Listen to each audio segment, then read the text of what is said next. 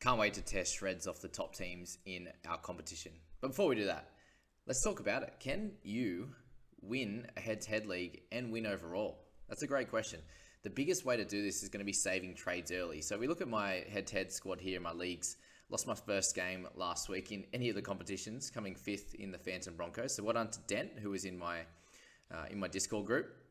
We see he obviously doing really well overall in all the leagues as well. Got the three leagues that I'm in, and all the head-to-head competitions. So I definitely think it's possible. As it's about saving trades.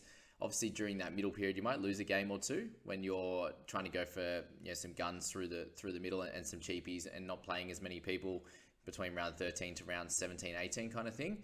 But after that, you're then still potentially going to have a really good side. You've made a lot of cash in this first little period. So there's definitely a way to do both. But anyway, let's go through a lot of the guys here in our in the top of the league here, the top 10. We're going to go through those teams and really analyze them and see how good they really are. So we've got Jolie Vaughan, who is in my Discord as well. Asked me to go through his team and see if I could improve it. And he reckons he's in trouble this week. Yeah, okay. Coming first overall. Beating my head-to-head team is just under 100 points behind. So not a big difference, guys. And if you're sitting around that top 1,000, top 2,000, you're only somewhere between 200 and 300 points behind. So not a big issue there. And if you're looking at team value, the guys at the top here are sitting with 10.8, 10.7. That's the kind of majority there, 10.6 for a few of them. And this obviously has got the team value and also the squad value. So what the difference is there is how much money you've got left in the bank. So Joel here only has a tiny bit left in the bank, for example. We'll have a quick look at a few of the guys before we jump in and really analyze their team. We're obviously not sure how many trades they have left, but we can actually see how much they have in the bank. So Joel, not too much, and we'll go through them there and have a look at your squad value and where that's at, and see if you compare anywhere close to these guys. If you might not have picked great on the guns, for example, but you might have picked up some great cash cows and your team value is doing pretty well also.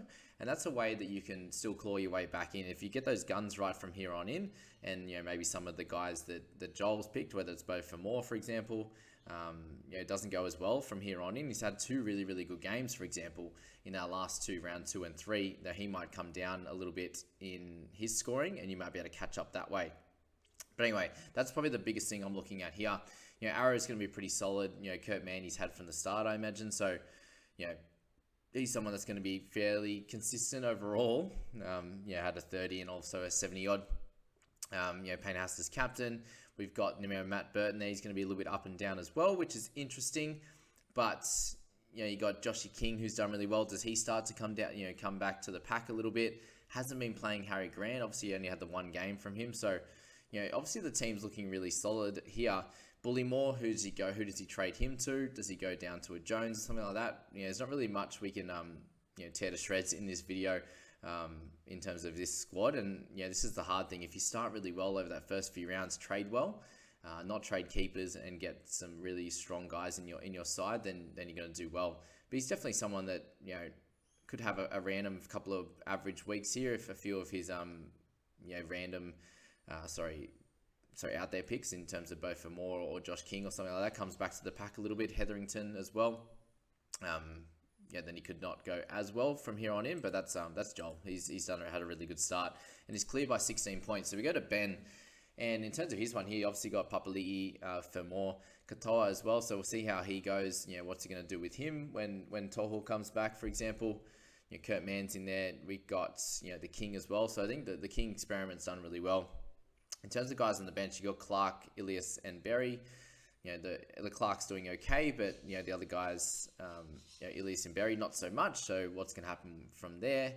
Again, this is where a lot of guys will go for those slightly point of difference type of players, which can be a good idea, but it might just be better to try and hang with these guys because remember, you can beat them during Origin period. If they've traded heavy in the first few weeks, then you'll be able to catch up really nicely over that Origin period. If you start to plan early, around that 5-6 round, if you can do that, then I think you can improve there.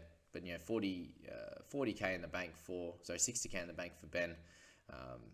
Again, I don't think any of these guys are going for Cleary at this point. If you look, obviously, Josh here in number 4 has a little bit extra cash, and also Hamish, but that top 3 there haven't got that extra cash. And if you're going for a Cleary, maybe that's the way to differentiate yourself from these top guys. We've got Isaiah Yeo here in this squad. Clifford. So again, some guys that are a little bit different. Both for more as well. So anyone in these top group here has started with Bo, or has brought him in after the first week or two anyway. So that's that here. In terms of the bench here, we've got a little bit of an issue with Vitalea. We've got Ilias, we got Bullimore, so probably a couple of trades would be ideal for this squad. But I could probably poke a hole or two in here. We've got Papali'i, who's had an awesome start, and Isaiah Yeo, so will that continue? I personally think that they'll both average around the 55 to 60 mark going forward. Bo will probably come down a little bit from here, and Clifford's had a great start as well, even with that 37 last week. So, the one to have a little bit of room to grow would be Matty Burton, for example. But, Josh King's had an awesome start. He shouldn't continue that. Shouldn't, keyword. Let's have a look at Joshy. So he's got 130 in the bank, sorry. Saving a little bit up, I'd imagine, for a Cleary trade eventually. Tom Gilbert, if you started with him, you've done really well also. So there's a few guys that really, it's only round 3. So if you've got a couple of guys that have averaged sort of around that 50 plus when they shouldn't have, or, probably were tipped to average a little bit less, and you've really come out and smashed it. Pretty much everyone in the, almost everyone in the top 100 has Josh King and has, got a lot of value from that trade. So, obviously fairly similar squads. A lot of them have Papali'i as well, which again makes sense. These first few rounds, if you have a couple of guys that get off to a flyer, then obviously you've done well. So that's that team. We'll move on to number 5. Let's go through a couple more here, because Hamish has that extra 190 in the bank. And you can see here, playing a little bit lighter up top in the mids.